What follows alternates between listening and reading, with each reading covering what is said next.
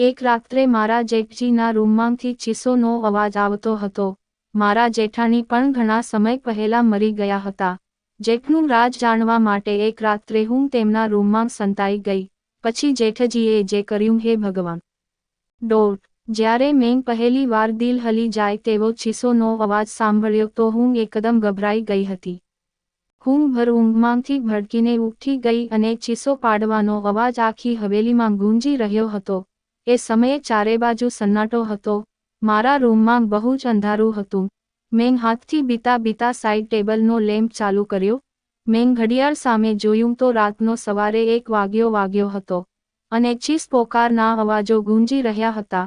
હું હેરાન હતી કે મારા બાજુમાં સૂતેલા મારા પતિ મહેશ હજુ પણ ભર ઊંઘમાં સૂતા હતા. આટલા અવાજમાં તેમને ઊંઘ કેવી રીતે આવતી હતી? કાલે જ તો હું મહેશની દુલ્હન બનીને આ ઘરમાં આવી હતી. મારા લગ્ન ખૂબ જ ધૂમધામથી મહેશ સાથે થયા હતા.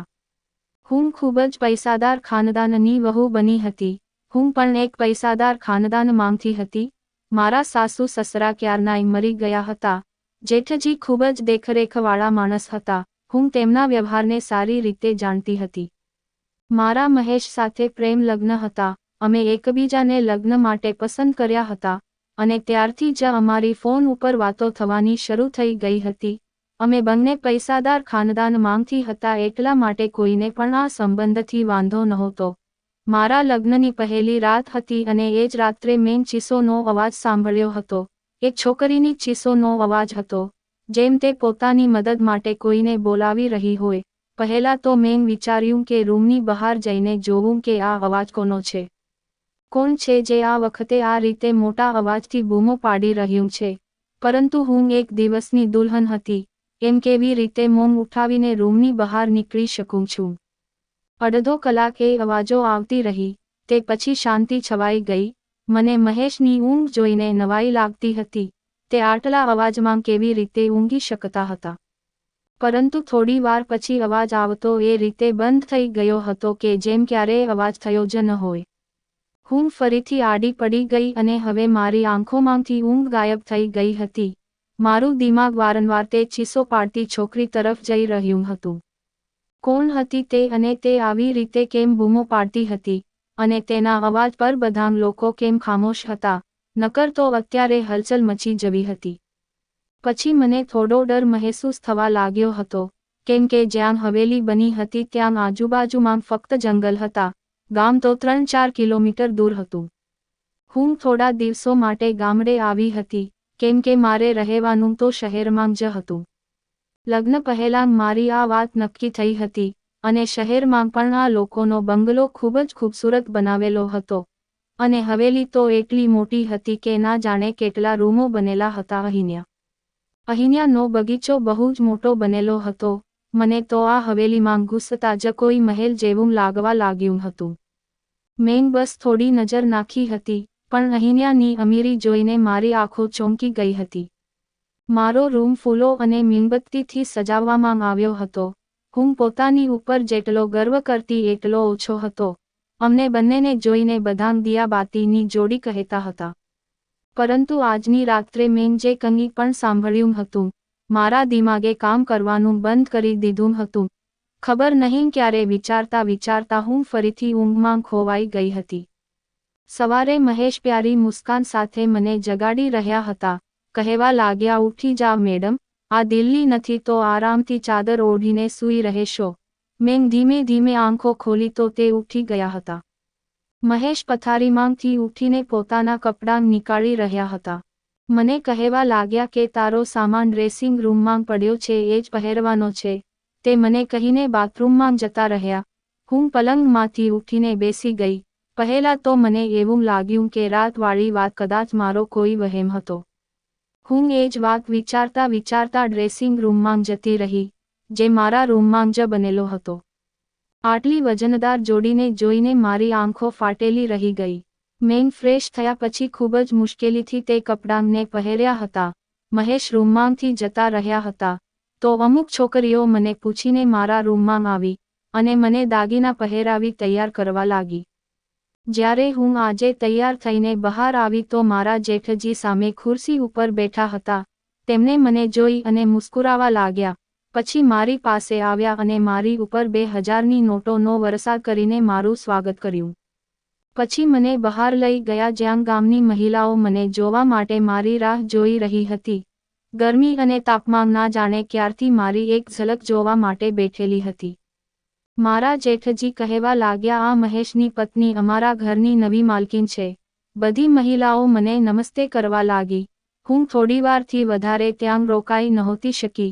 વધારે તાપે મારી હાલત ખરાબ કરી દીધી હતી. જલ્દી હું અંદર ગઈ અને મારા રૂમમાં એસી ચાલુ કરીને બેસી ગઈ. આખો દિવસ લગાતાર લોકોનું આવવાનું જવાનું ચાલુ રહ્યું. મહેશ સાથે મારી મુલાકાત બસ રાત્રે જ થઈ હતી. બાકી તે આખો દિવસ મર્દોની સાથે જ રહ્યા હતા. ગામના કોઈ અલગ જ રિવાજો હોય છે. પતિ પત્ની એકબીજા સાથે ઓછો સમય અને બીજા સાથે વધારે સમય વિતાવે છે. આવું જ મારી સાથે પણ થયું હતું. રાત સુધી હું થાકીને કંટાળી ગઈ હતી. એટલા માટે આડા પડતા જ મને ઊંઘ આવી ગઈ અને મહેશ મને કહેવા લાગ્યા કે ગામના માહોલથી તું પરેશાન થઈ ગઈ છે. તે મને પ્રેમથી જોવા લાગ્યા. પછી મેં આંખો ખોલી અને થોડી સ્માઇલ આપી દીધી. મેં કહ્યું, મહેશ બસ જલ્દીથી દિલ્હી પાછું જવાનું વિચારો. મને આવા માહોલની આદત નથી. મારી વાત ઉપરના જાણે કેમ મહેશની મુસ્કુરાહટ ગાયબ થઈ ગઈ હતી. પછી તે બેડ ઉપર બેસી ગયા અને કહેવા લાગ્યા, અત્યારે તો આવું શક્ય નથી, પરંતુ હું કોશિશ કરીશ. હું ઊંઘમાં હોવા છતાં પણ આખી આંખો ખોલીને તેમની સામે ડોળા કાઢવા લાગી અને કહ્યું, મહેશ, હું ગામમાં 2 દિવસથી વધારે નથી રહી શકતી. આ તમે સારી રીતે જાણો છો. મને ઘૂંટણ મહેસૂસ થાય છે અહીંયાના પહેરવેશથી અને રહેઠાણથી. અજીબ ઘૂંટણનો માહોલ છે અહીંયાનો. હું નથી રહી શકતી આ જગ્યાએ. મારી વાત સાંભળીને તે કોઈ ઊંડા વિચારમાં જતાં રહ્યા. તેમણે સિગરેટ નીકાળી અને લાઇટરથી સળગાવીને પીવા લાગ્યા. હું ઊંઘમાં આવેલી હતી એટલા માટે સૂઈ ગઈ. રાત્રે ફરી મારી આંખો અવાજથી ખુલી હતી. એ જ એક છોકરીની ચીસ પોકાર પોતાના બચાવ માટે મદદ માગી રહી હોય તેમ. હું તરત જ ઊભી થઈને બેસી ગઈ અને મહેશને પણ જગાડી દીધા. તે મને ઊંઘમાં જોવા લાગ્યા. મેં કહ્યું, મહેશ, કોઈનો ચીસો પાડવાનો અવાજ આવી રહ્યો છે. મારી વાત ઉપર મહેશે નજરો ફેરવી. કહેવા લાગ્યા, કેવી અવાજો છે? મને અહીંયા કોઈ અવાજો આવતી નથી. હું તેમની આ વાત સાંભળીને હેરાન રહી ગઈ હતી. આ કેવી રીતે સંભવ હતું? મને તો છોકરીનો બૂમો પાડવાનો અવાજ આવી રહ્યો હતો, પરંતુ મહેશને નહોતો આવી રહ્યો. મેં આશ્ચર્યથી મહેશની સામે જોયું. મેં કહ્યું કે આ છોકરીનો અવાજ તમને નથી સંભળાઈ રહ્યો? તે કહેવા લાગ્યા, ના, મને કોઈ પણ અવાજ સંભળાઈ નથી રહ્યો. મને ઊંઘ આવી રહી છે, મને હેરાન ના કર. આ કહીને તે ફરીથી સૂઈ ગયા હતા અને મારી ડરના કારણે ખરાબ હાલત હતી. શું આ અવાજો ફક્ત મને જ સંભળાઈ રહ્યા હતા? એનો મતલબ કોઈ ભૂત પ્રેત? આ વિચારીને તો હું ધ્રુજવા લાગી હતી. ડરના કારણે હું મહેશને ચોંટીને સૂઈ ગઈ. મારું દિલ જોર-જોરથી ધડકી રહ્યું હતું. હવે તો મને આ હવેલીમાં એક દિવસ પણ નહોતું રોકાવું. મને તો ભૂતોથી ખૂબ જ બીક લાગતી હતી. આગલી સવારે મેં મહેશ સાથે શહેર જવાની જીદ કરવાની ચાલુ કરી દીધી. મેં કહ્યું, મારે પાછું દિલ્હી જવું છે. મને ડર મહેસૂસ થઈ રહ્યો છે. મને 2 દિવસથી અહીંયા કોઈનો બૂમો પાડવાનો અવાજ સંભળાઈ રહ્યો છે, જેમ કોઈ છોકરી મદદ માટે બોલાવી રહી હોય. હું અહીંયા નથી રહી શકતી. ડરના કારણે એવું લાગી રહ્યું હતું કે જેમ હું અત્યારે જ રડી જઈશ. અને મહેશ મને ધ્યાનથી જોઈ રહ્યા હતા. તે વારંવાર નજર ફેરવતા હતા. તેમને મને કહેવા લાગ્યા, વર્ષોથી આ હવેલીમાં આવી જ આત્મા છે.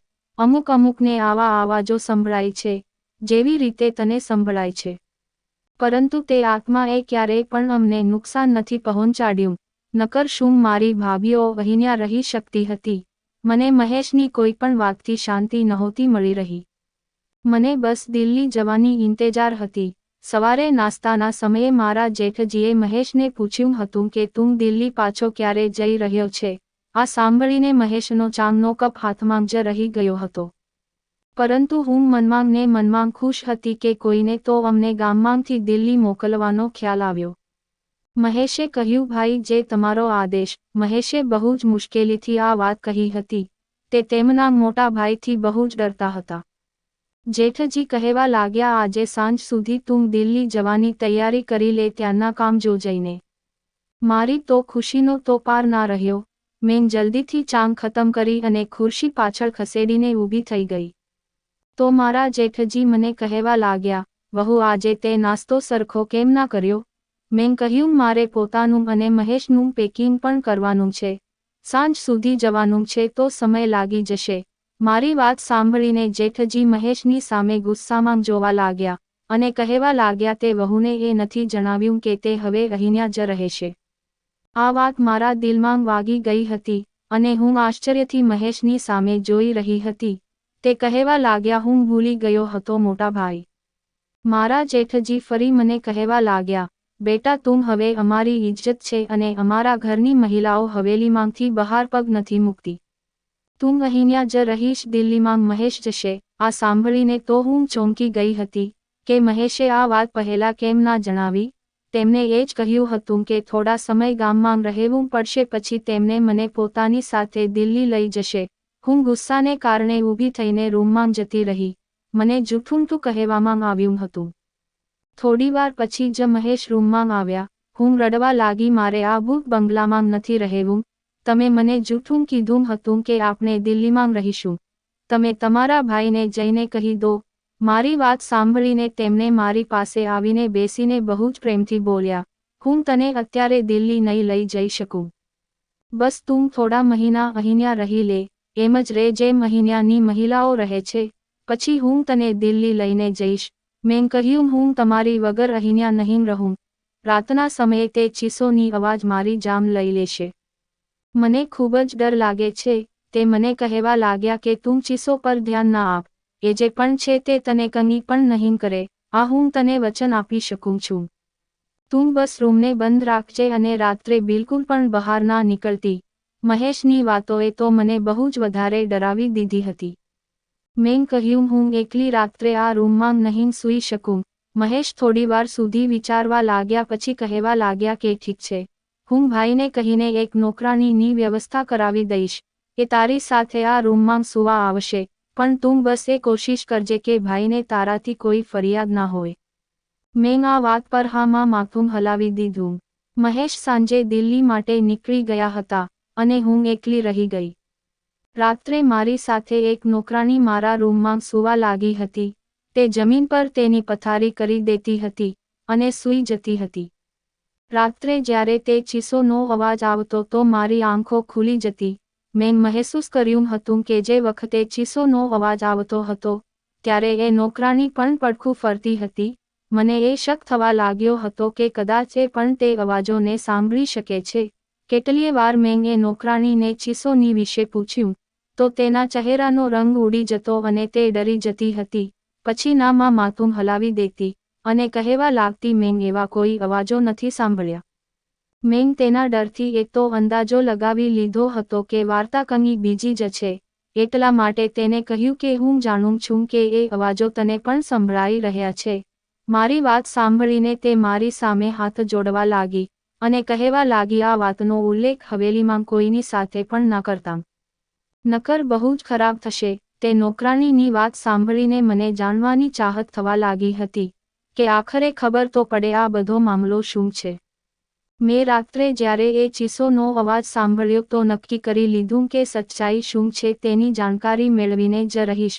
કેમ કે કદાચ મને યકીન થઈ ગયો હતો કે આ મામલો ભૂતપ્રેતનો નથી. રાત્રે બૂમો પાડવાનો અવાજ સાંભળીને હું ઉઠીને ઊભી થઈ ગઈ અને દબાયેલા પગલે મારા રૂમના દરવાજાની પાસે ગઈ અને ધીમેથી દરવાજો ખોલ્યો. મને તે અવાજો ઉપરના માળેથી આવી રહ્યા હતા. હું ધીમેથી ચાલતા ચાલતા ઉપર ચઢી ગઈ. ત્યાંથી અવાજો મને વધારે નજીકથી સંભળાવવા લાગ્યા હતા. જ્યારે હું તે અવાજોનો પીછો કરતા કરતા આગળ વધી તો સામે રૂમને જોઈને મારા હોશ ઉડી ગયા. એ તો મારા જેઠજીનો રૂમ હતો જ્યાંથી છોકરીઓની ચીસોનો અવાજ આવતો હતો. મારા ચહેરાનો રંગ ઉડી ગયો હતો. હું પાછી નીચે આવતી રહી અને મારા રૂમમાં આવીને મારા વધતા દિલના ધબકારા પર કાબૂ કરવા લાગી. નરેશ એટલે કે મારા જેઠજીના રૂમમાંથી આવતા હતા. એ અવાજો સાંભળીને હું એ વિચારી પણ નહોતી શકતી કે તે આવા પણ હોઈ શકે છે. તેમની પત્ની પણ જીવતી નહોતી અને બીજા લગ્ન પણ નહોતા કર્યા. દુનિયાની સામે એ કેટલા મહાન હતા પણ આ અવાજો. હું પોતાની સાથે વાત કરવા લાગી મારા મનમાં તેમની બહુ જ ઇજ્જત હતી. હું તેમના વિશે આ રીતે વિચારી પણ નહોતી શકતી. મારી આંખોમાંથી આંસુ વહેવા લાગ્યા. હું મારા બેડ ઉપર બેસીને રડવા લાગી, મારા જેઠ અને મહિલાઓ સાથે. ના ના, આવું કઈ રીતે થઈ શકે છે? ગામના લોકો તો તેમની ખૂબ જ ઇજ્જત કરે છે, તો પછી આ બધું શું હતું? આ તેમનું કયું રૂપ હતું જે આજે મેં મારી આંખોથી જોયું હતું? મારી આખી રાત જાગતાં જાગતાં ગઈ હતી, કેમ કે હું તેમના વિશે આવી કલ્પના પણ નહોતી કરી શકતી. સવારે નાસ્તો કરવા તે એવી જ રીતે બેઠા હતા. મારી આંખો જોઈને તેમને ચાંગ પીતાંગ પીતાંગ કહેવા લાગ્યા, મહેશે ફોન ઉપર વાત નથી કરી મારી વહુ સાથે, તેથી જ રોઈ રોઈને આંખો લાલ કરી નાખી છે પોતાની. તેમની વાત પર મેં કોઈ જવાબ ના આપ્યો. તે પોતે જ હસવા લાગ્યા અને પછી બોલ્યા કે મહેશ ત્યાં બહુ જ બીજી છે, કદાચ એટલા માટે ફોન ના કરી શક્યો. મેં તેમની વાતોનો કોઈ જવાબ ના આપ્યો. આજે મને તેમનું મોઢું જોવાનું પણ મન નહોતું થતું. કેવો દોગલો માણસ હતો, દિવસે નેક અને રહેમદિલ બનેલો રહેતો હતો, અને રાત્રે એ વિચારીને જ મારું શરીર ધ્રુજવા લાગ્યું હતું. મેં વિચારી લીધું હતું કે હવે હું તેમનો પર્દાફાશ કરીને જ રહીશ, પરંતુ હું નહોતી જાણતી કે હું મારા માટે કેટલી મોટી મુસીબત ઊભી કરવા જઈ રહી છું. જ્યારે મેં ફરીથી એ જ અવાજ સાંભળ્યો, તો હું પછી તે જ રૂમની બહાર જતી રહી. રૂમના હોલમાં જોવા લાગી તો એક 15 વર્ષની છોકરી હતી. ગામની લાગી રહી હતી. તેના ચહેરા પરથી તેનો દર્દ સાફ સાફ દેખાઈ રહ્યો હતો. તે હાથ જોડીને પોતાની ઇજ્જતની ભીખ માંગી રહી હતી, ચીસો અને બૂમો પાડતી હતી, પરંતુ મારા જેઠજીએ ખૂબ જ ક્રૂરતાથી તેનો દુપટ્ટો ઉતારીને ફેંકી દીધો હતો. હું એનાથી વધારે નહોતી જોઈ શકતી. હું પાછી આવતી રહી. જેમ તેમ કરીને મેં એ રાત કાઢી હતી. સવાર પડતાં જ મેં મહેશને ફોન કર્યો. મેં કહ્યું, તમે મને આટલું મોટું જૂઠું કીધું. તમે કહ્યું હવેલીમાં આત્માઓ છે, જ્યારે એવું કાંઈ પણ નથી. તે અવાજો ગામની માસૂમ છોકરીઓનો છે, જે તમારા પિતા જેવા ભાઈની હવસનો શિકાર બને છે. મારા મોંમાં જે પણ આવતું હતું, તે મેં બધું જ મહેશને કહી દીધું. મારી વાત સાંભળીને તે ગુસ્સામાં આવી ગયા, અને કહેવા લાગ્યા કે તારી જુબાનને બંધ રાખજે, જેમ હવેલીના બધા લોકો રાખે છે, અન્યથા તને નરેશની તાકાતનો અંદાજો નથી. જામથી મારી નાખશે તેમને તને. હું મહેશની વાત સાંભળીને જેટલી હેરાન થઈ એટલી ઓછી હતી. મતલબ તે તેના ભાઈના વિશે આ બધું પહેલેથી જ જાણતો હતો, અને તે પણ મળેલો હતો આ બધામાં. મેં ફોન બંધ કરી દીધો. ખરાબ થતાં જોઈને હું આવી રીતે ચૂપ નહોતી રહી શકતી. મને બસ એક સબૂત જોઈતું હતું, કેમ કે અહીંયા એવું કોઈ પણ નહોતું જે નરેશની ખિલાફ એક શબ્દ પણ બોલતું. એટલા માટે મેં રાત થતાં પહેલાં જ બીમારીનું બહાનું બનાવ્યું, અને મારો રૂમ બંધ કરીને મારા રૂમમાં પુરાઈ ગઈ. હું જાણતી હતી કે નરેશ ક્યારે ઉપર જાય છે. એટલા માટે હું મારી પાછલી બારીમાંથી બહાર નીકળી અને પાઇપલાઇનના સહારે ઉપરની બાજુ પહોંચી ગઈ. નરેશના રૂમની બહારની બારી એ વખતે ખુલ્લી હતી. હું એ બારીમાંથી તે રૂમમાં પહોંચી ગઈ, અને તે રૂમને કોઈ વરરાજાની રૂમની જેમ શણગારવામાં આવ્યો હતો. હું એ જ બારીની પાસે એક ખૂણામાં સંતાઈ ગઈ. રાત્રે 1 વાગે નરેશ એના રૂમમાં આવ્યો, અને સામે સોફા ઉપર બેસી ગયો. થોડીવાર પછી તેનો નોકર દારૂની બોટલ લઈને આવ્યો, અને સામેના ટેબલ ઉપર રાખી દીધી. મેં મારા મોબાઈલનો કેમેરો ચાલુ કરી દીધો. થોડીવાર પછી એક 14 વર્ષની માસૂમ છોકરી તે રૂમમાં આવી. તે ચીસો પાડી રહી હતી, વારંવાર એમ કહી રહી હતી કે તેને ઘરના લોકોની પાસે જવું છે. તે નોકરે છોકરીને રૂમની અંદર ધક્કો મારીને રૂમ બંધ કરીને જતો રહ્યો. નરેશ એકદમ આરામથી સોફા ઉપર બેસીને એ છોકરીની લાચારીનો તમાશો જોઈ રહ્યો હતો, જે બહુ જ વધારે રોઈ રહી હતી, દરવાજો પછાડી રહી હતી, પોતાને બચાવવા માટે મદદ માંગી રહી હતી, જેની ચીસો પોકાર હવેલીની બેજાન દિવાલોમાં ગૂંજી રહ્યા હતા. ત્યાંના લોકો આ જુલ્મ ઉપર બિલકુલ ખામોશ હતા. તે છોકરી જ્યારે દરવાજો ખખડાવીને થાકી ગઈ, તો નરેશની પાસે આવીને હાથ જોડવા લાગી અને કહેવા લાગી, નરેશ સાહેબ, મને છોડી દો, મને જવા દો, હું તમારી દીકરીની ઉંમરની છું. મારી ઉપર રહેમ કરો. તેની વાત સાંભળીને મારો જેઠ ગુસ્સામાં ઊભો થયો, અને તેના વાળ પકડીને કહેર ભરી નજરથી જોઈને બોલ્યો, કોઈ નીચી જાતની છોકરી, તારી એટલી હિંમત કે તું મારી સામે જુબાન ચલાવે. તને હું બતાવું છું કે મારી સામે જુબાન ચલાવવાવાળાની હું શું હાલત કરું છું. આ કહીને તેને એ છોકરીને એકદમ જોરથી જમીન ઉપર પછાડી હતી. પછી તેના ગળા ઉપર પોતાના પગથી મારવા લાગ્યો. એ છોકરી દર્દથી બૂમો પાડી રહી હતી અને હું આ બધું નહોતી જોઈ શકતી. ના જાણે મેં કેવી રીતે ખુદને કાબૂમાં કરી અને ત્યાં ઊભી રહીને આ બધું જોઈ રહી હતી. તે પછી મારા જેઠે તે છોકરીને પથારીમાં ફેંકી અને પોતાની સિગરેટ સળગાવીને જેમ જ તે છોકરીના ચહેરા ઉપર લગાવી. તે છોકરીની ચીસો સાથે સાથે મારી પણ ચીસ નીકળી ગઈ. નરેશ તરત જ ત્યાંથી પાછળ હટ્યો. મારી ચીસ સાંભળીને તે સમજી ગયો હતો કે રૂમમાં એ છોકરીની સિવાય પણ બીજું કોઈ છે. એના પહેલા કે તે મને શોધતો હું તે બારીમાંથી બહાર નીકળી ગઈ, પરંતુ કદાચ તે મને જોઈ ગયો હતો, કેમ કે હું કોઈ પ્રોફેશનલ જાસૂસ તો નહોતી. એક આમ જ છોકરી હતી. હું જે રસ્તાથી આવી હતી એ જ રસ્તાથી નીચે ઉતરી ગઈ, પણ પોતાના રૂમની જગ્યાએ હવેલીની પાછળ જતી રહી. હું ત્યાં જ જઈને સંતાઈ ગઈ. મને આખી હવેલીમાં એક હલચલ જેવું મહેસૂસ થયું હતું. બહુ જ પગલાંના અવાજો સંભળાવા લાગ્યા. હું એક ગાઢ ઘાસમાં સંતાઈ ગઈ. ઘણા નોકર ટોર્ચ ચાલુ કરીને મને શોધી રહ્યા હતા. હું તો શ્વાસ લેવાનું જ ભૂલી ગઈ હતી. મને ડર હતો કે હવે હું પકડાઈ જઈશ. થોડીવાર પછી નોકર ત્યાંથી જતા રહ્યા. તેમના જતાની સાથે મેં સુકૂનનો શ્વાસ લીધો. હું એક મોટા ઝાડ ઉપર ચડવા લાગી જે આ હવેલીની દિવાલ સાથે ચોંટેલું હતું. તે ઝાડ ઉપર ચઢીને મેં બીજી બાજુ જોયું તો ત્યાં એક મોટું જંગલ હતું. હું ત્યાં કૂદી ગઈ હતી. હું નહોતી જાણતી કે હું તે જંગલને પાર કરીને ક્યાં પહોંચી જઈશ, પણ હું લગાતાર ભાગી રહી હતી. સવાર સુધી હું ભાગતી રહી. જેમ જ થોડો થોડો તડકો નીકળ્યો હું રોડ ઉપર પહોંચી ગઈ હતી. એ જ વખતે એક બસ દિલ્હી જવા માટે ત્યાંથી પસાર થઈ રહી હતી. હું એ બસમાં બેસી ગઈ. આખા રસ્તામાં મેં મારો ચહેરો દુપટ્ટાથી સંતાડી રાખ્યો હતો. દિલ્હી પહોંચતાની સાથે મેં મારા પપ્પાના દોસ્ત જો કે IPS ઓફિસર હતા, તેમને તે વિડીયો બતાવી દીધો. મારા લીધે એ ગામમાં આ ઘીનોની હરકતોનો કિસ્સો ખત્મ થયો હતો. અને નરેશની સાથે સાથે મહેશ પણ પકડાઈ ગયો હતો. એ લોકો ગામની નાની ઉંમરની છોકરીઓ સાથે ખોટું કરીને તેમને બીજા દેશોમાં મોકલતા હતા અને અમુકને મારી નાખતા હતા. અને મારો પતિ દિલ્હીમાં એ જ કામ કરતો હતો, એટલા માટે તે મને તેની સાથે નહોતો લઈ ગયો. મેં હવે મહેશથી તલાક લઈ લીધું હતું, કેમ કે હું એવા માણસ જોડે જિંદગી નહોતી ગુજારી શકતી. મને ખુશી હતી કે મારા કારણે બહુ જ છોકરીઓ બચી ગઈ હતી. જો મિત્રો તમને અમારી વાર્તા પસંદ આવી હોય તો વિડીયોને લાઇક અને ચેનલને સબસ્ક્રાઇબ કરવાનું ભૂલતા નહીં.